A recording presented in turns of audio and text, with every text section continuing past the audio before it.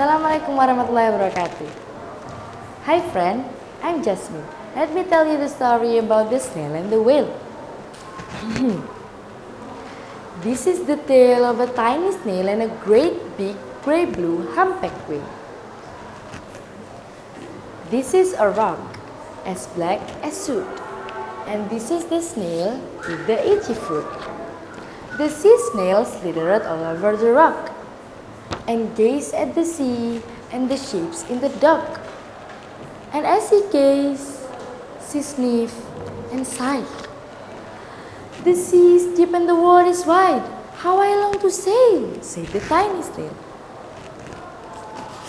These are the other snail on the flock, who all stuck tight to the smooth black rock, and said to the snail with the itchy foot, "Be quiet, don't wriggle, sit still, stay put."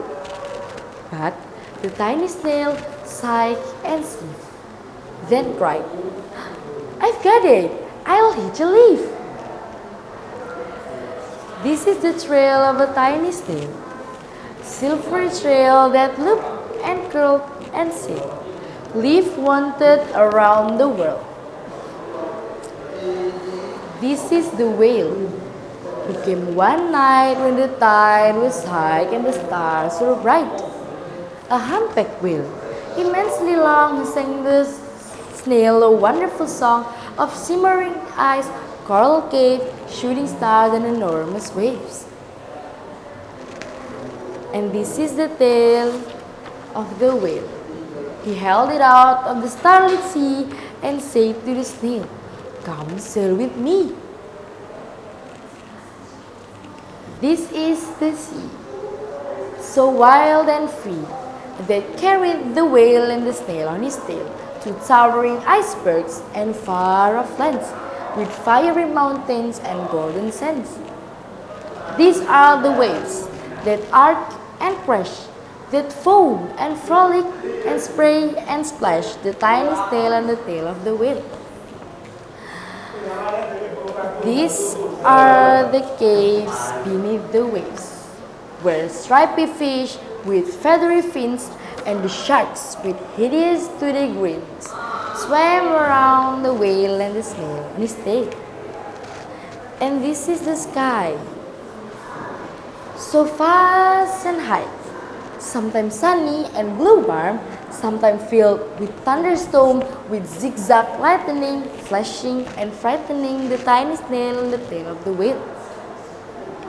She gazed at the sky, the sea, the land, the waves, the caves, and the golden sands. She gazed and gazed, amazed by it all, and said to the whale, "I feel so small." But then came the day the whale lost his way.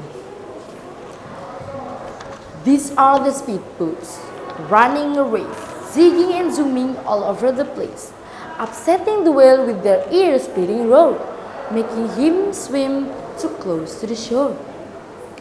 And this is the tide slipping away. And this is the whale lying beached in the bay. "Quick off the sand, back to the sea," cried the snail. "I can move on land, I'm too big," moaned the whale. The snail felt helpless and terribly small. Then, "I've got it," she cried, and started to crawl. "I must not fail," said the tiny snail. Cring! This is the bell on the school in the bay, bringing the children in from their play. This is the teacher holding her chalk, telling the class, "Sit straight, don't talk." And this is the bird, as black as soot. And this is the snail with the itchy foot. "Snail, snail!" The teacher turns pale.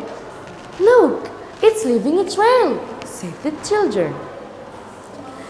This is the trail of a tiny snail, a silvery trail saying, "Save the whale."